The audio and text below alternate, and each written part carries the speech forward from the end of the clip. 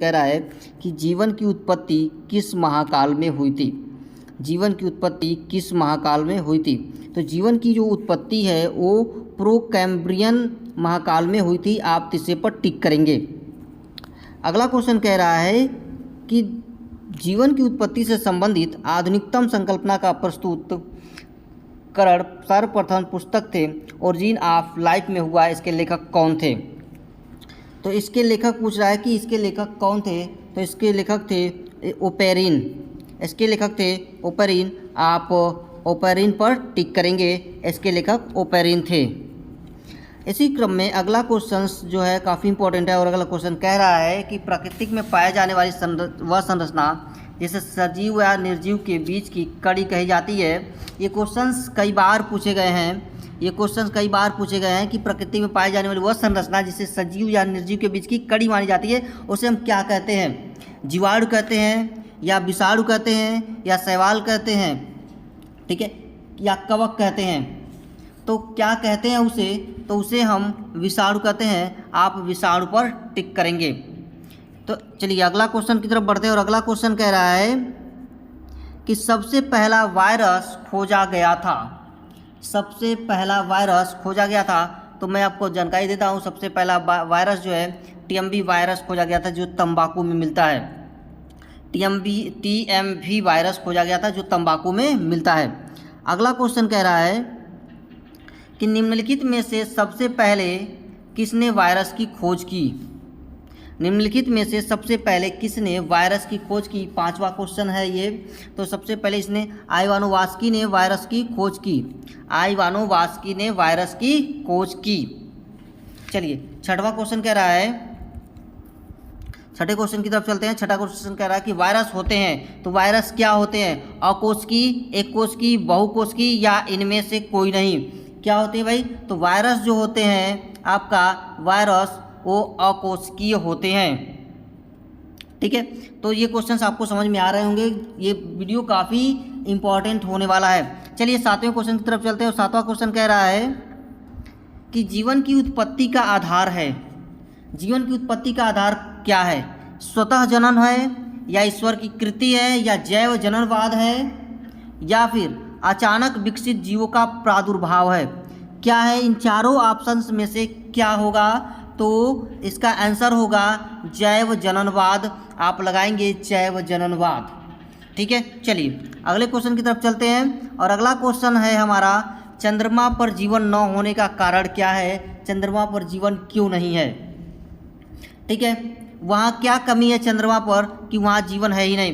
पहला कार्बन की अनुपस्थिति, जल का अभाव, हाइड्रोजन का कम होना या सिलिकेट का अभाव। इसमें से चारों ऑप्शन में से कौन सा है। तो भाई वहाँ पर होगा आपका जल का अभाव। वहाँ जल नहीं है, ठीक है।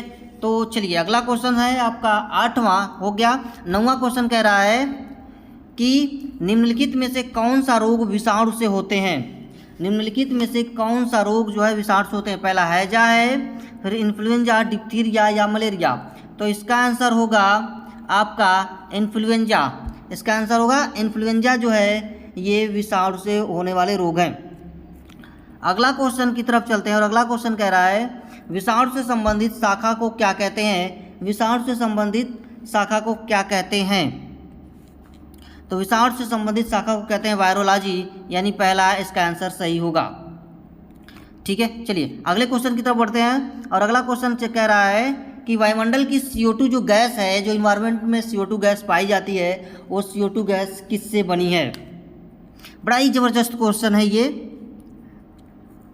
सूक्ष्म जीवों की क्रियाओं द्वारा बनी है या मीलों के धुओं से बनी है, जीवों के शोषण के फलस्वरूप बनती है या जंगल की आग से बनती है। तो इसमें जो आपका आंसर सही होगा वो तीसरा, यानी जीवों के शोषण के फलस्वरूप बनती है वो CO2 गैस, ठीक है। जबरदस्त क्वेश्चन है ये। अगला क्वेश्चन कह रहा है कि वायुमंडल की O2 किसकी बनी होती है। देखिए मैंने दोनों ही लैंग्वेज में लिया है, इंग्लिश में भी लिया है, हिंदी में लिया है। अगर जो आपको समझ में आ रहा है वो आप पढ़ सकते हैं। दोनों ही मैंने लिया है, ठीक है, इंग्लिश में भी हिंदी में भी। तो ये दोनों इंग्लिश लैंग्वेज के लिए भी और हिंदी दोनों के लिए काफ़ी इम्पोर्टेंट है ये। चलिए 12 नंबर क्वेश्चन पे आते हैं कि वायुमंडल की जो O2 गैसें हैं ऑक्सीजन गैसें वो बनने किससे बनी होती है? जल अपघटन से बनती है, या जीवों के उपापचयी क्रियाओं से बनती है, या हरे पौधे द्वारा प्रकाश संश्लेषण से बनती है, या सूक्ष्म जीवों की क्रियाओं से बनती है? तो आपका इसका जवाब क्या होगा, जल्दी से बताइए। तो इसका जो जवाब होगा, हरे पौधों द्वारा प्रकाश संश्लेषण से O2 गैस बनती है। ठीक है, चलिए अगला क्वेश्चन की ओर चलते हैं। 13 नंबर क्वेश्चन कह रहा है कि निम्नलिखित में से किसमें वास्तविक केंद्रक नहीं पाया जाता है? वास्तविक केंद्रक नहीं पाया जाता है। तो वास्तविक केंद्रक की बात करेंगे तो इसमें जीवाणु आपका आंसर होगा। चलिए 14 नंबर क्वेश्चन की ओर चलते हैं। 14 नंबर क्वेश्चन क्या कह रहा है कि भाई जीवन की उत्पत्ति हुई थी। भाई जीवन की उत्पत्ति कहाँ हुई थी? स्थल पर हुई थी, वायु में हुई थी, अंतरिक्ष में हुई थी, जल में हुई थी। कहाँ हुई थी? तो बड़ा सिंपल सा इसका आंसर होगा, जीवन की उत्पत्ति जो है जल में हुई थी सबसे पहले। ठीक है, जीवन की उत्पत्ति जल में हुई थी। कैसे? अगर आपको देखना हो तो आप थोड़ा जल रख दीजिए, सड़ने दीजिए उस जल को, और कुछ दिन बाद देखेंगे उस जल में कीड़े मकोड़े आ जाएंगे। सूखी धरती पर तो आएंगे नहीं, वायुमंडल में तो आएंगे नहीं, अंतरिक्ष में तो आएंगे नहीं। जल ही एक ऐसा है जिसमें रख देने के बाद जब वो जल सड़ता है तो उसमें कीड़े मकोड़े यानी जो जीवन है वो आ जाता है। कोई भी कीट पतंगे उसमें कीड़े मकोड़े आ जाते हैं, छोटे छोटे कीड़े उसमें आ जाते हैं। Bacteria, virus, amoeba, Euglena, Chlamydomonas, जितने भी सूक्ष्म जीव हैं वो पानी में आपके पनप जाते हैं। ठीक है, चलिए अगले क्वेश्चन की तरफ चलते हैं। और अगला हमारा 15 नंबर क्वेश्चन है। 15 नंबर क्वेश्चन कह रहा है कि डीएनए बहुलक है। डीएनए किसका बहुलक है? तो डीएनए जो बहुलक है वो बहुलक है आपका न्यूक्लियोटाइड्स का। न्यूक्लियोटाइड्स का वो बहुलक है डीएनए। ठीक है, चलिए 16 नंबर क्वेश्चन की तरफ चलते हैं। 16 नंबर क्वेश्चन कह रहा है कि समस्त जीवों के लिए ऊर्जा का स्रोत है। समस्त जितनी पृथ्वी पर जीव हैं उनको ऊर्जा कहाँ से मिलती है? तो इस पृथ्वी पर एक ही ऐसा साधन, इस पृथ्वी पर इस पूरे अंतरिक्ष में एक ही ऐसा साधन है जो जीवों को जिससे ऊर्जा मिलती है, और वो है, उसका ऑप्शंस देखिए, 4 ऑप्शन दिया, भोजन है कि चंद्रमा है, सूर्य है, ऑक्सीजन है। किससे ऊर्जा मिलती है? तो यहाँ पर जितने भी जीव हैं, चाहे प्लांट्स हो चाहे एनिमल्स हो, कोई भी हो, उन सभी जीवों को जो ऊर्जा मिलती है वो ऊर्जा मिलती है उनको सनलाइट से, यानी सूर्य से वो ऊर्जा मिलती है। क्योंकि अब कैसे सूर्य से ऊर्जा मिलती है? क्योंकि सन जो है प्लांट अपना भोजन तैयार करते हैं, और प्लांट से वो भोजन तैयार जब वो कर लेते हैं प्लांट, तो कार्बोहाइड्रेट्स के रूप में यानी कि C6, H12 और O6 के रूप में वो अपना भोजन तैयार करते हैं। और यही कार्बोहाइड्रेट उसमें स्टोर होता है जब ग्लूकोज के रूप में प्लांट्स में। तो जब हम उनको प्लांट्स को खाते हैं तो ये कार्बोहाइड्रेट से एनर्जी हमारे अंदर ट्रांसफ़र होती है, तो प्लांट से हमारे अंदर चला जाता है। यानी कह सकते हैं कि हम जो है प्लांट्स पर निर्भर हैं और प्लांट जो है खुद अपना भोजन बनाते हैं। इस हिसाब से प्लांट जो है वो ऑटोट्रॉप हो गए, और हम जो हैं यानी एनिमल्स जितने हैं हम हेट्रोट्रॉप्स कहलाते हैं, यानी स्वपोषी और परपोषी जिन्हें हम कहते हैं। चलिए इसी क्रम में अगला जो क्वेश्चन है वो कह रहा है कि जंतु शरीर का अधिकांश भाग है। जंतु शरीर का अधिकांश भाग क्या है? कार्बन का है, या प्रोटीन है, या जल है, या लवण है? तो इसमें मैं बता दूं आपका सबसे अधिकांश भाग है जो वो है जल है। चलिए अगले क्वेश्चन की तरफ चलते हैं। और अगला क्वेश्चन कह रहा है कि जंतु विज्ञान के जनक कहे जाने वाले जंतु इतिहास के लेखक कौन है? 18 नंबर क्वेश्चन कह रहा है, तो इसका आंसर होगा आपका अरस्तु। क्या आंसर होगा? अरस्तु। चलिए अगला क्वेश्चन कह रहा है कि प्राकृतिक विज्ञान के लेखक कौन है? प्राकृतिक विज्ञान के लेखक कौन है? तो प्राकृतिक विज्ञान के जो लेखक हैं वो है प्लाइनी। 20 नंबर क्वेश्चन पे चलते हैं। 20 नंबर क्वेश्चन कह रहा है कि सन 1628 रुधिर प्रसंचरण की खोज किसने की? 1628 में रुधिर प्रसंचरण की खोज किसने की? इन सभी 4 ऑप्शन दिए, हक्सले और पेरिन है, इवानोव्स्की, विलियम हार्वे। तो किसने किया? सिंपल सा आंसर है इसका, ये होगा विलियम हार्वे, क्योंकि हक्सले ने किया नहीं था। हक्सले ने तो जीव द्रव्य को भौतिक का आधार माना था। ठीक है, इवानोव्स्की ने वायरस की खोज की, और विलियम हार्वे ने आपका रुधिर प्रसंचरण की खोज की। चलिए 21 नंबर क्वेश्चन पर चलते हैं और 21 नंबर क्वेश्चन कह रहा है कि कोशिका की खोज करने वाले वैज्ञानिक कौन थे भाई। रॉबर्ट कोच थे, रॉबर्ट ब्राउन थे, रॉबर्ट हुक थे या लेमार्क थे, कौन थे। बड़ा सिंपल सा आंसर है, 9th में ही पढ़ाया जाता है, 7th 8th में पढ़ा दिया जाता है ये हमें, और ये क्वेश्चन का आंसर होगा रॉबर्ट हुक, रॉबर्ट हुक। अगला क्वेश्चन की तरफ चलते हैं 22 नंबर के क्वेश्चन की तरफ, और 22 नंबर क्वेश्चन कह रहा है कि संयुक्त प्रकाश सूक्ष्मदर्शी के खोजकर्ता, संयुक्त प्रकाश सूक्ष्मदर्शी के खोजकर्ता कौन है। तो जैकेरियस जैनसन, यानी आपका जो आंसर है वो होगा जैकेरियस जैनसन।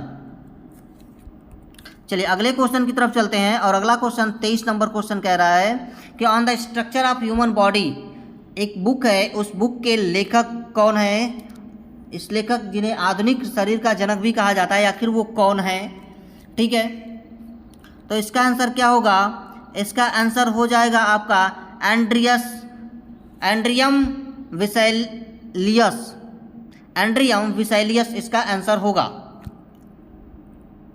अगले क्वेश्चन की तरफ बढ़ते हैं, और अगला 24 नंबर क्वेश्चन कह रहा है कि निम्न में से कौन सा जीव वैज्ञानिक है जिसे आधुनिक वर्गीकरण का जनक कहा जाता है, तथा निम्न में से कौन सा जीव वैज्ञानिक है जिसे आधुनिक वर्गीकरण का जनक कहा जाता है, तथा जिन्होंने सिस्टमा नेचर नामक पुस्तक की खोज की या लिखी, कह सकते हैं नामक पुस्तक लिखी।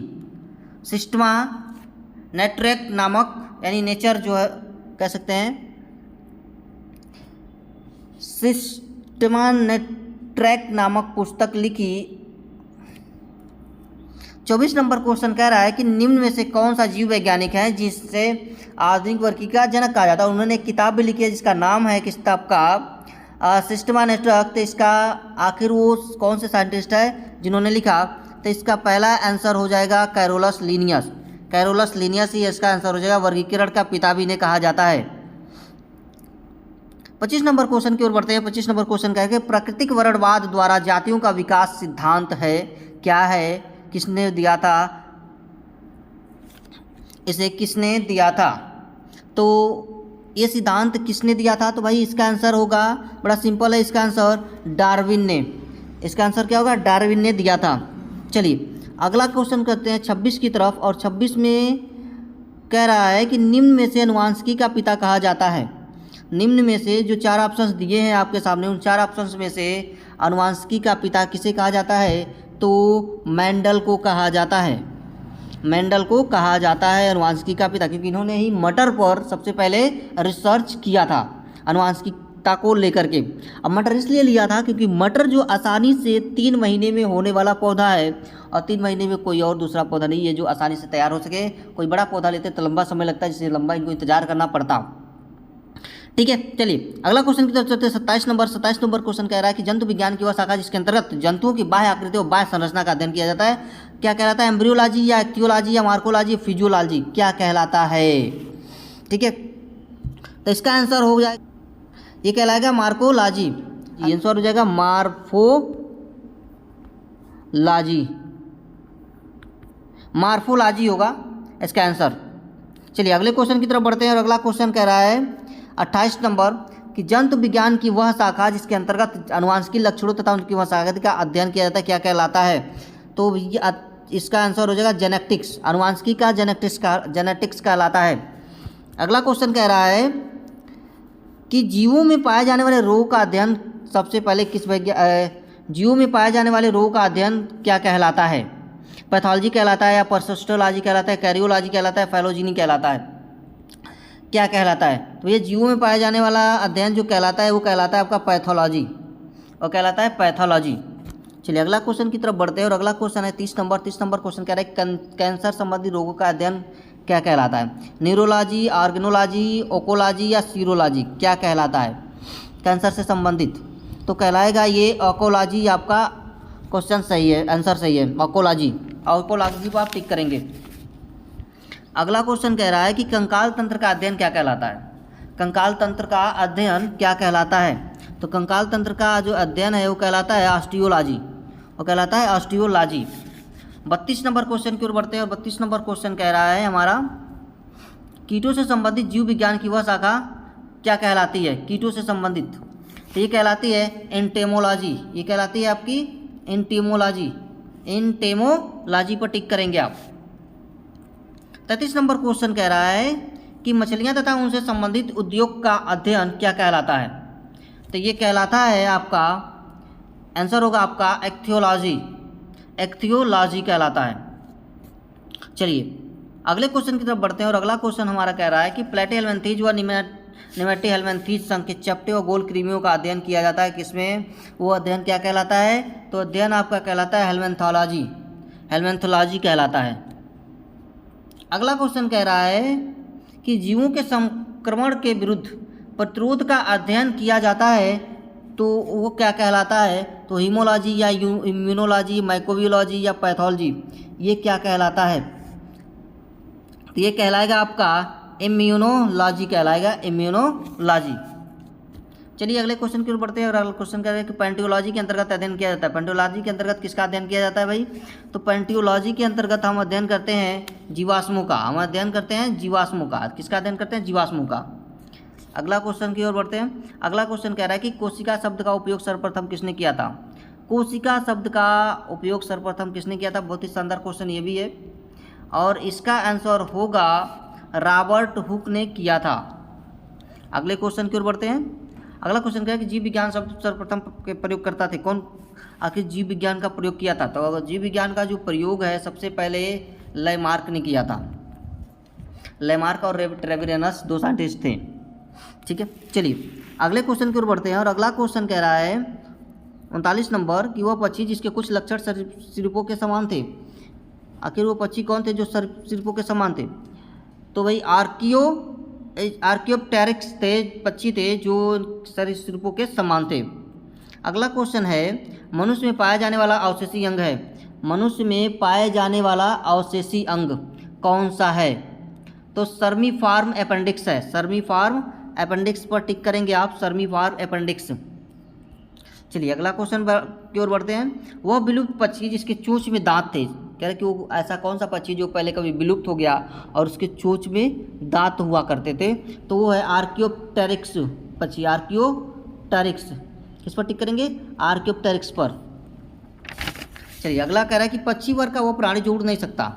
भाई कौन सा ऐसा पक्षी है जो उड़ नहीं सकता? तो एमू ऐसा पक्षी है जो उड़ नहीं सकता। अगला क्वेश्चन है एंटीसीरम में होते हैं। एंटीसीरम में क्या होते हैं?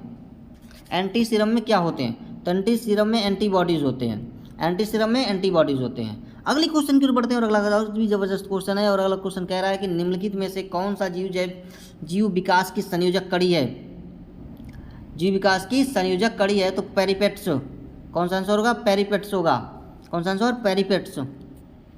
चलिए अगला क्वेश्चन की ओर बढ़ते हैं। वह पक्षी जो कुछ ही समय पूर्व विलुप्त हुआ, हाल ही में ऐसा कौन सा पक्षी है जो विलुप्त हो गया है? तो इसका आंसर होगा डोडो। कौन सा आंसर होगा? डोडो। अगला क्वेश्चन कह रहा है कि कीवी पक्षी पाया जाता है कहाँ पाया जाता है? उत्तरी अमेरिका में, भारत में या न्यूजीलैंड में या दक्षिणी अफ्रीका में? तो इसका आंसर होगा न्यूजीलैंड में वो पक्षी पाया जाता है, कीवी पक्षी। अगला क्वेश्चन कह रहा है फिलॉसफी जूलॉजिकल के लेखक कौन थे?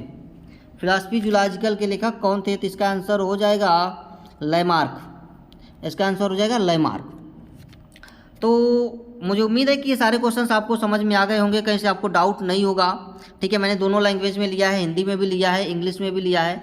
अगर जिसको इंग्लिश में पढ़ना है इंग्लिश में पढ़ सकता है, जिसको हिंदी में पढ़ना है वो हिंदी में पढ़ सकता है, कोई दिक्कत नहीं है। आप जिस लैंग्वेज में कंफर्टेबल है उस लैंग्वेज में आप पढ़ सकते हैं, दोनों लैंग्वेज में ही देखिए मैंने लिया है। ठीक है, तो चलिए आज के लिए इतना ही, मिलते हैं फिर हम लोग नेक्स्ट वीडियो में।